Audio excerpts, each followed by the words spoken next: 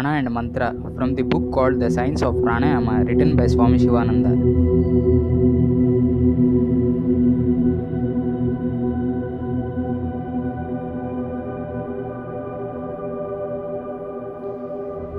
An intrinsic relationship between sound and prana underlies all creation.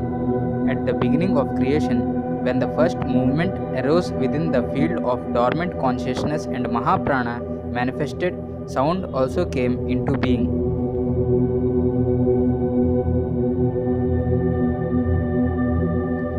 With the first movement of cosmic energy, the first sound manifested, which was Om. This transcendental sound is also called Nada, the highest level of sound vibration.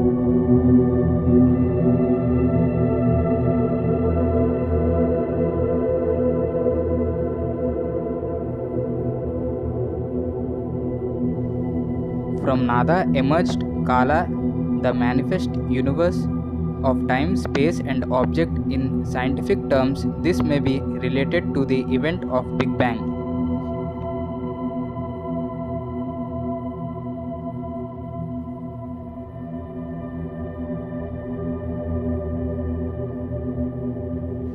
In Tantroktam Devi Shuktam 5.6, one of the aspects of Shakti is described as Vishnu Mayeti Shabdita, which refers to the manifestation of primordial energy in the form of Shabda, word. In the Bible also it has been said, in the beginning was the Word, and the Word was with God. In order to become manifest, the unmanifest and indivisible has to take on form. The first form was sound, and it came into existence through the medium of energy or prana.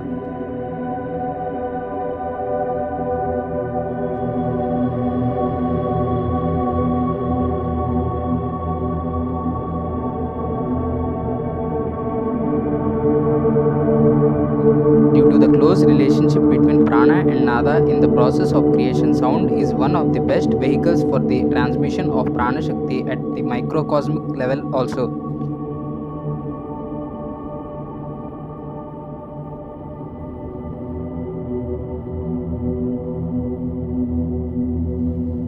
Therefore, mantras, sounds containing psychic force, are often used in the science of prana.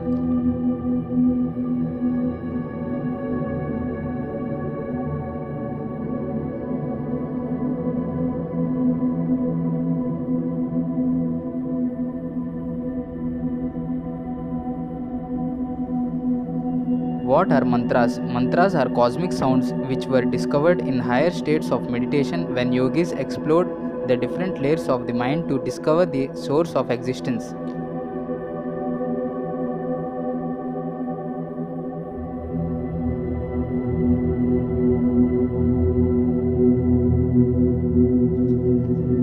Normally, it is difficult to go beyond the physical level in meditation.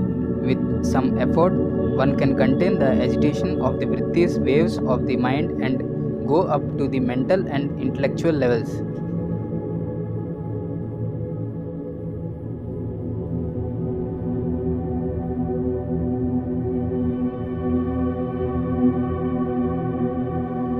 However, very few are able to access the dimension of spirit. Yogis have gone to that level and experienced luminosity, the eternal quality of the spirit. In that state, vibrations are heard which the physical senses are incapable of hearing.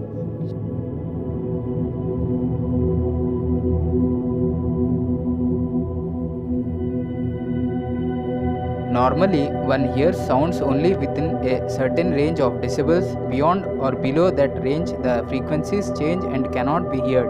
However, in the causal state of consciousness, one becomes sensitized and begins to hear and see many things.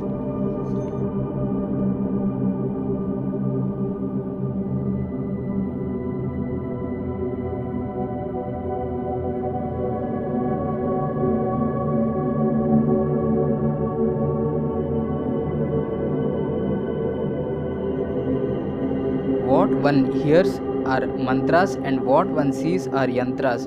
If one simply makes up some syllables and repeats them, that is not mantra. The mantras that the yogis discovered were sounds vibrating at particular frequencies in each dimension of the personality.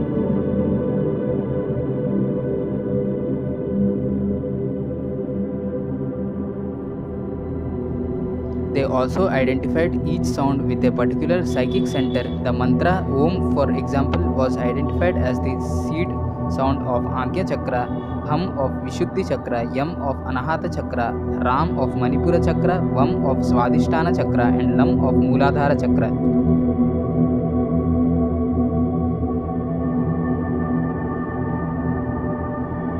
In their altered state of observation, the yogis perceived that the chakras are stimulated by chanting a particular sound. This is akin to the effect created when a long rope is tied to a tree trunk and shaken. The wave travels from one end to the rope to the other.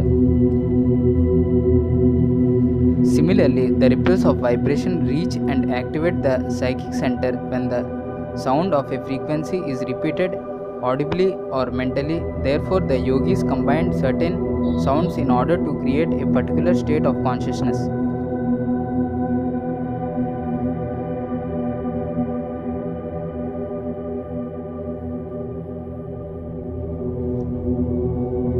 In this way, mantras such as Om Namah Shivaya, Om Namo Bhagavate Vasudevaya, and others emerged. Mantras became part of spiritual sadhana to awaken different areas of consciousness and develop knowledge and creativity in a particular area of consciousness.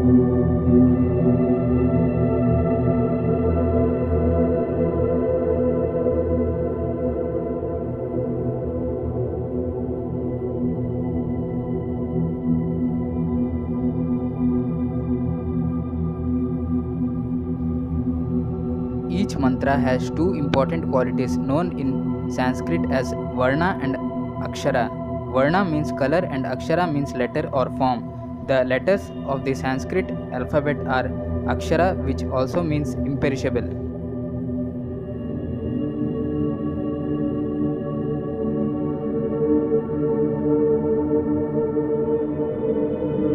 For once a mantra is uttered, it becomes a part of the eternal Akashic record. Every mantra has 6 parts. First, it has a rishi who had self-realization through the mantra and gave the mantra to others. Sage Vishwamitra, for example, is the rishi for the Gayatri mantra. Second, every mantra has a meter.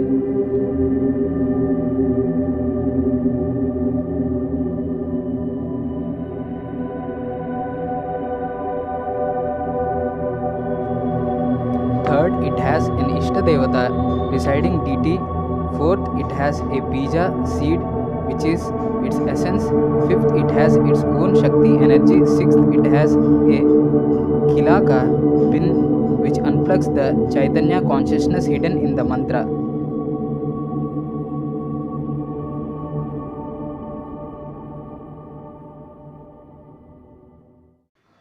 When the plug is removed by constant and prolonged repetition, the Chaitanya is revealed.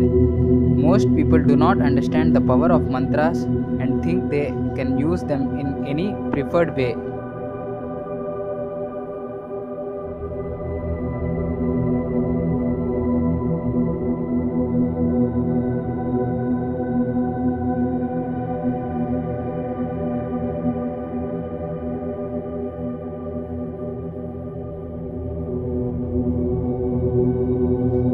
Some use any word or name for their mantra. For example, one may admire a great person and want to make a mantra out of his or her name.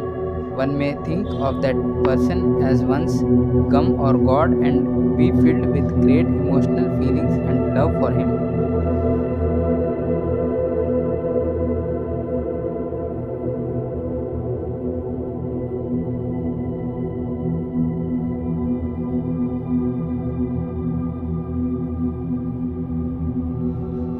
One may like to repeat his name, however, that name is merely a sound with an emotional charge, not a mantra charged with prana shakti.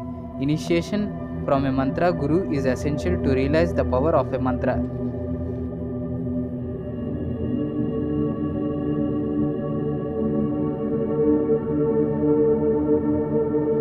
recitation of a word or syllable that has been heard or found in a book is not enough.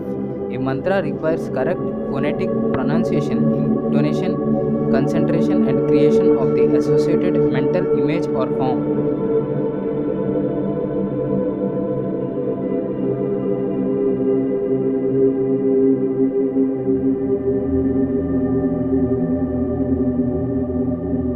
Its Ishta, Bija, Shakti, and Kilaka are a matter of realization, and only one who has realized these aspects can effectively impart its power. Therefore, emphasis is placed on initiation.